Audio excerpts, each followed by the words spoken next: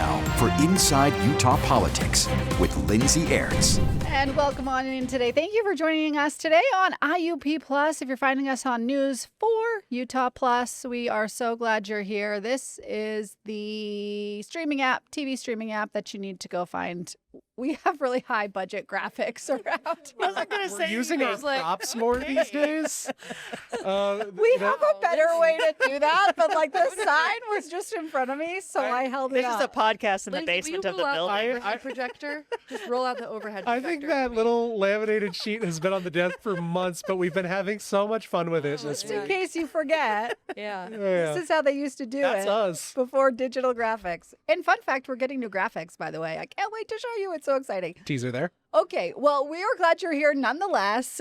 Joining me today, Erin Ryder and Sarah Reale. Hi, ladies. Hi. I love this all-female panel. It just worked out that way today, so I'm glad you're both here. Producer Peter is mixing up the genders for us. Producer Hi, Peter, everybody. we're glad you're here, too. You're welcome to the I'm hidden behind the curtain. Yeah, and you're welcome. Where you belong. Exactly. No, I'm going to try to be minimally intrusive We're this time. going to women-splain these issues to you Exactly. today, Peter, and you can tell us. Everyone, know the camera is going to be on them most of the time, but I'm sitting back here nodding. Yeah. I'm listening. I am agreed. learning. You're allowed to say that. That's fine.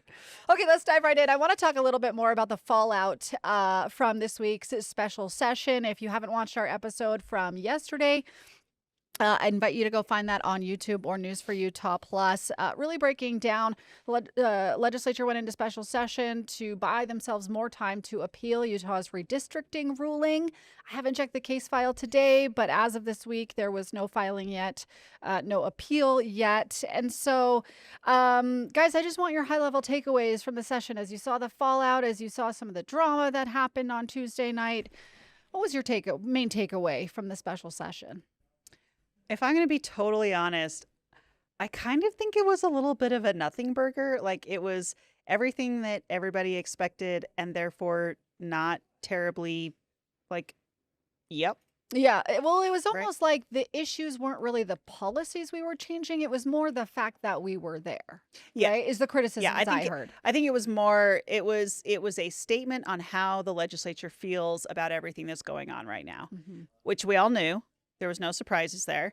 But I don't know that, I know anyone who actually talked about it other than, like, the people in this group who care a lot about, right, who are I was paying like, that's attention. all I did on Tuesday. So, like, I don't know where you were. But, like, even in my office, like, nobody was talking about it. Like, it just wasn't really a thing. Wasn't resonating. Sarah, what'd you take away? I took away the same, message that I've had the entire time since we started this, which is that, the play stupid games, win stupid prizes. The legislature decided to fight back on Prop 4. We ended up in the court. The court decided, and this is what we ended up with. They're upset, so they're going to change the rules to try and make it so that they can still get what they want, which it just feels icky to me. I also think, on Erin's point, which I think is really interesting, that not a lot of people were talking about it, a different way to look at this is maybe people are so tired of this, and maybe that was part of their plan. I mean, if you think about it, it unmotivates people when they've heard about it for so long, and now they're going to start to, one of the issues is that they were trying to gather signatures to overturn Prop 4, which I'm okay with, just the same as gathering signatures to get Prop 4. But maybe there is something to be said about just tiring it out until people give up. Well, I don't know that it's that so much as, like, for me, I looked at it and said, I think the more interesting conversation is going to come during the session itself. I mean, they changed some of the rules on the filings in the way that we had sort of expected, pushed back the deadlines for the congressional filing, allowed signatures outside of the districts. We all kind of knew that was coming, but I think the real fight and the real conversation is going to be once we get into the new year and we're actually into the appeal process and we're in the legislative session and you're in more than just sort of an honorary, like, statement making point, which is basically what this special session was. Yeah, what do they do with policy going forward? I want to kind of broaden Sarah's perspective a little bit, not to highlight your perspective, but just saying that, like, do you think this special session helped or hurt the legislature's public image? Because right now we know they have a little bit of an image problem. Sarah, your point is they are changing the rules in the middle of the game. I talked to the Senate Majority Leader about that very thing because that's a criticism I've heard before. And he said, no, the courts have necessitated this because of the timeline and because of the deadline that we're in. Do you think this session did anything one way or the other to the legislature's public perception? The courts did this because we sent it to them, because we didn't follow the rules. Like, we had to keep appealing it, right? I mean, and they don't have for me, I have an icky taste, and it doesn't honestly have to do with being a Democrat or being a Republican. To me, it's just this, like, the checks and balances are so important to me. And the attacks on the court and the judiciary is troubling to me, regardless of what political party, regardless of how I feel about redistricting. I don't like it. And I don't like having a supermajority. I would prefer if our state was purple. I think you make better laws when you have a purple state. And so when you see the legislature again and again with these power grabs and these, we're going to keep fighting until we get exactly what we want. And it's, it starts to get really old. And I hope that voters see that and say, we want people who will appreciate checks and balances, not attacked poor, judges and their character, and write a resolution, on this judge. I thought all of that was so icky and felt like a major power grab in a legislature where they already have the supermajority. At some point, I just want them to say, oh, it looks like we lost this one. We're going to move on. That's what I do literally every day as a Democrat. Erin's bubbling in her seat there. Yeah. Go. Are you ready? I don't know that I totally agree with that, because I do think it's the legislature's job to look. There's a very legitimate question, constitutional question, over what happens with redistricting when you have a constitutional provision that directs the legislature to do it, but you also have this citizen-led initiative that created a different process than what the Constitution actually says, right? And so how do you balance those two? It is a very legitimate and very difficult question. So I think it's perfectly within the legislature's prerogative and responsibility to push that to its ultimate conclusion and to make sure that we've actually answered that question.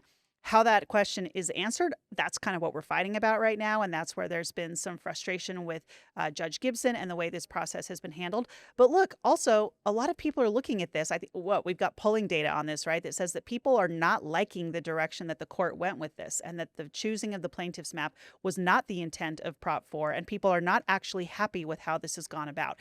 So I don't think that the legislature is wrong for trying to push this to its conclusion. Are they doing it in a very effective way? Well, we can argue that. I don't know that it's been a terribly effective messaging or a terribly effective campaign, but I do think it's within their prerogative to actually do it. Yeah, well, I was reading the Salt Lake Tribune, and you can fact check me, producer Peter, but that the Sutherland Institute did do a survey that asked about who they wanted to have drawing the maps, and they overwhelmingly said that they wanted to be having a, nonpartisan redistricting committee, right? And so maybe it's more so people aren't upset at Judge Gibson's decisions, but they're upset that, again, the legislature didn't just go with the Prop 4 redistricting committee. I can see that being a frustration for folks. Well, I think the way this whole process is playing out has been really frustrating, right? And there was, I think it's also, as a lawyer, right, I think it's a really interesting question of what is the judge's responsibility when the legislature is attempting to comply, but the way that they do it is not actually compliant, according to what she said. Where does that role play? And that's where she's coming at this, right? Like, well, you didn't comply, so Sure. I have to pick a map. I don't know if that's correct. It's an interesting legal question, though. And Well, again, I have it's the one question- that should be vetted. I have the question, though. What is the correct path then? If she's not supposed to pick a remedy, is she supposed to kick it back to the Because legislature? that is the entire purpose of the forevermore? courts, right? Is to help make those decisions that can't be made in the other branches. Well, yes, but sometimes the way that they do that is by kicking it back to the appropriate branch. And where you get fights on balance and separation of powers is when one crosses over into the other's jurisdiction. She also could have ruled anything she wanted. She could have said, okay, we're just going to Yeah. use the current map for 2026, but you have to fix it for 2028, and Right. it has to follow Prop 4.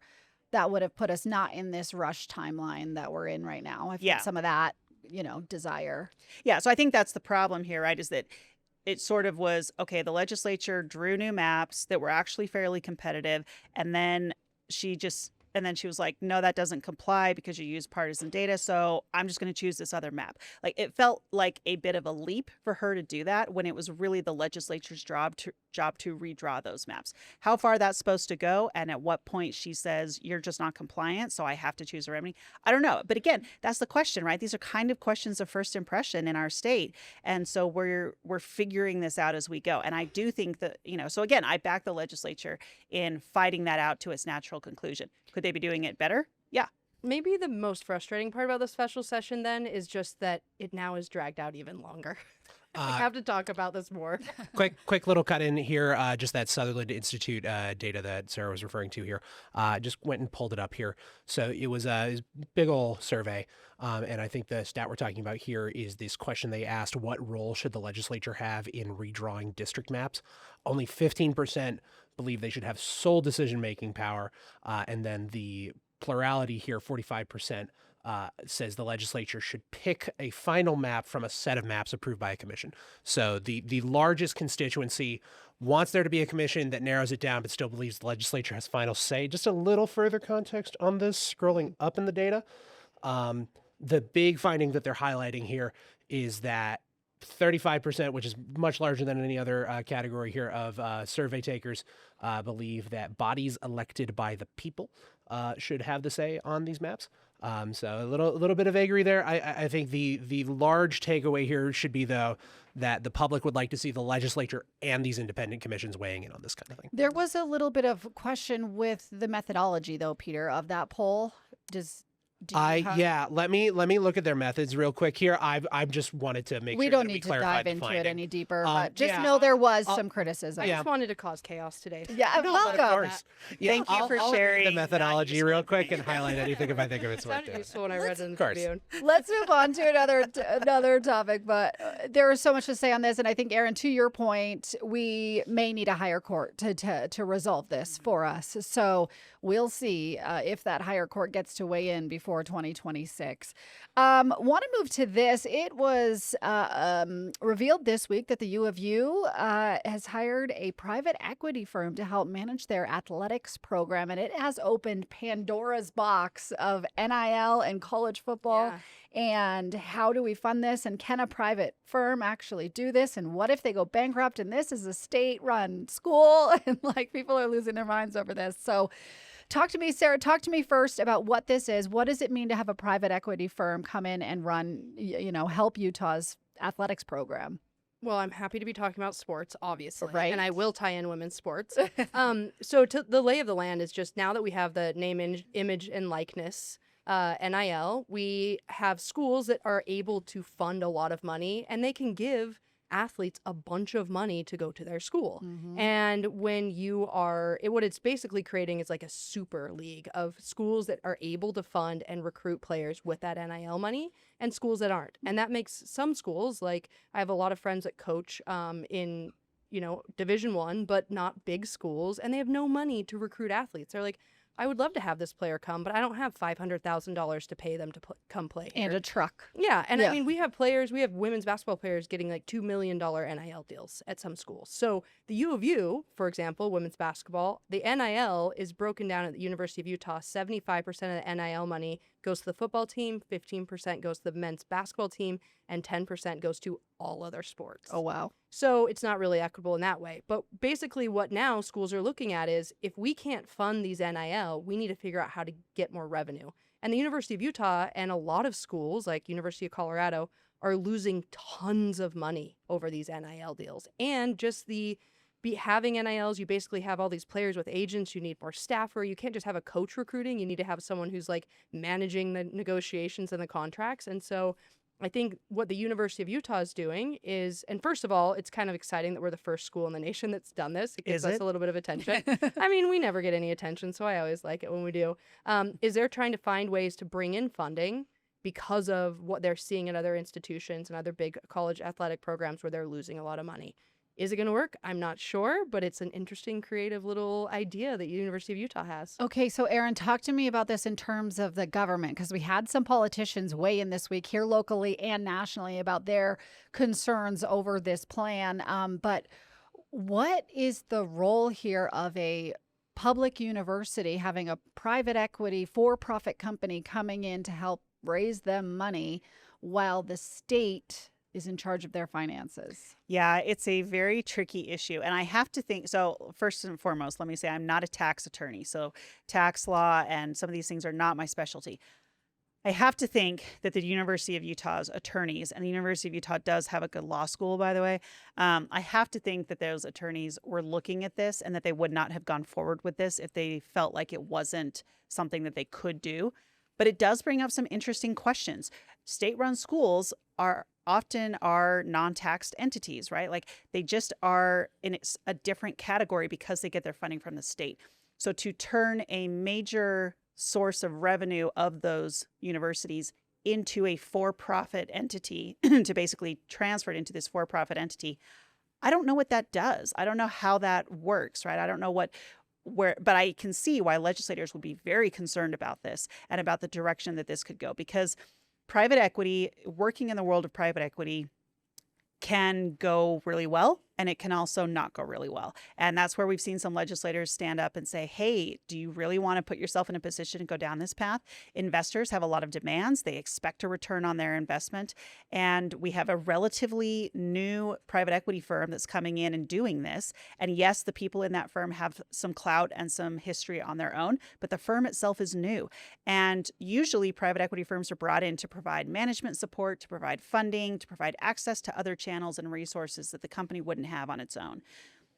I don't know how that plays with Who a is the college school beholden football, to? right? Yeah. Exactly. Like who is the school beholden to? Who is the program beholden to? I think it's probably fair to say that prices across the board will likely go up as a result of this. There could be some pretty substantial changes to the program as the investors get in there and start to make changes and demands in order to get that return, because that's what is there for a private equity company. You have to have the return because you are beholden to your own investors. So let me bring up some of those national concerns, Peter. We had a couple of tweets from folks. This is a congressman out of Eastern Washington who said Congress will be taking a hard look at the tax-exempt status of universities who enter into private equity deals. If you want to act like a non-public entity, you better be ready to be treated like one. Those sound like fighting words to me. Yeah. And how involved do you think Congress should get here? Well, there have been there have been cases in the past have gone before the Supreme Court where the tax exempt status of a university has actually been a really big deal. And you saw that back during like the civil rights movement, where you had issues like this come before the Supreme Court. And they basically said, if you want to retain your tax exempt status, then you actually have to uphold the law when it comes to things like civil rights. I don't know how that plays again, right here, especially where they're taking not the entire university, but it's a portion of the university. It's the athletic department. It's this portion of the university that does generate revenue. And they're kind of sticking that portion into a for-profit entity. And part of the board is members of the university who sit on the board along with the investors. Universities universities make investments They often, do. and so They this do. is just a big risk. I think that's really what it is. It'll be interesting from a legislative perspective. This is just my fun little anecdote, is that, I mean, and we have two Aggies, myself and Lindsay, and then we have a Cougar over here, a BYU fan. So Bless her sweet spirit. yeah, I know. Oh, no. If we're going to talk football, Okay. we are very much on the topic. Fine. But it'll be interesting to see if the BYU fan legislators are upset about this, and if the U of U fan legislators are okay with it. I just think that'll be something fun to watch. Okay. All over the right. course of- See how your team gets involved there. But Sarah, you're always talking about the role of government and this isn't really a three branches case, but it's sort of like who should we regulate this? Should we regulate it from a college football perspective, or should it be Congress, or should it be states? As someone who spent 20 years in higher education, I will tell you that athletics has blown up higher education. And it almost feels like higher education, there should be the academic end, and then there should be the athletic side. And the athletic side should run as a private, separate from the state funding, separate somehow. I don't know how that works. But the way that we're going after NIL has passed is changing the entire landscape of higher education. And as someone who's recruited students for 20 years to try to get kids to go to college, having a really good athletic program helps you recruit students. And when your institutions are funded based on your enrollment, having a good athletic program helps your enrollment. So it's a really it's a double-edged sword. And I think that it will the landscape will continue to change, and a lot of that will deal with how the government, state, and Congress kind of handle this. Yeah, that'll be so fascinating to watch. NIL does feel like the wild, wild west right Yeah. now, right? Where it's just like, Yeah, and I would love if the University of Utah funded more of their women's athletics with NIL money and not just football. there's Sarah's pitch for the day. Rant over. Okay, let's hit this topic right before we've got to leave. Salt Lake County just approved their new budget for the next fiscal year, and they're taking a little bit of heat for some of their decisions. They are raising property taxes. I think we talked about this when the proposal came out. It's not quite as high as the proposal was 20%. I think they settled on about 14%. They've also axed some county-run daycares. We've talked about this, the three of us on this show as well. This is a $12.4 million budget cuts in this budget. So they made some significant cuts there across the county. Do you guys like what's happened here? Not like it? Tell me why. Well, how much time do we have here? 3 Go minutes. ahead. Go You ahead, have 3 Sarah. minutes. I mean, the county hasn't raised the rate since 2019. And so I think that the uproar over the tax rate was kind of very random. And a lot of it was, we're raising the rate for the first time since 2019, and we've actually lowered the rate since then, right? I also think it emphasizes county government, municipal government. People care about those services, senior centers and daycares. Clearly, people care about that. Also, like 70+% of the county's budget goes to public safety and jails. And so I think that there's a reason to increase the tax rate because of how the demand has been shown for those services. But I think that there are a lot of interesting things also in there. Like, for example, they cut women in trades like an apprenticeship, which I thought was really weird. So I think they have to make those decisions. I think they ended in a fine spot. I would have preferred them to go with what the mayor proposed, though. Erin, you tried to be the county's mayor. Is this a budget you would have liked? Look, here, I will sound like a broken record if you have paid attention to me for the last year and a half, 2 years, I don't know, wherever we are now. But the challenge with the county is that the county still has not ever fully adjusted to the fact that it does not need to be the same type of government that it was 20 years ago when most of the county was unincorporated. When you have wall-to-wall cities and a lot of the cities are providing the resources that the county used to provide, the county should adjust to that. And they've never actually gone through that process. And so a tax increase on its own can be fine, especially if you're dealing with things like inflation and costs of services. Yes, the jail certainly is an issue. All those things are valid. But there's no corresponding view on how to actually adapt to where the county should be at this time. Until they do that, it's hard for me to really applaud anything they're doing. We're going to have to leave it there for today. Did you hear a Republican say that it might be okay to raise taxes? Did everyone heard catch it. that? Did everyone? I also heard she's rooting for the University of Utah. Oh, I'm sorry, where did you hear that? Erin's street cred is taking a hit today. I love it. BYU Blue all the way. Okay. Well, thank you, ladies, both for your insights today. It's been fantastic. Producer Peter, I appreciate you as well. Thank you, folks. Always a pleasure. I would love for you to come join us on Inside Utah Politics Sundays at 8 a.m. and 4 p.m. Sarah will be joining us over there because we're going to break down the special session yet again in that format. So more analysis over there. Plus, we've got congressional candidate Democrat Derek Kitchen, who is running for Congress in Utah's potentially going to stick new 1st District. So we'll talk to him all about that. It will be lots of fun. And find us next time. We record episodes on Tuesdays and Thursdays, so plenty of content for you to binge over the weekend as well. And we will see you next time.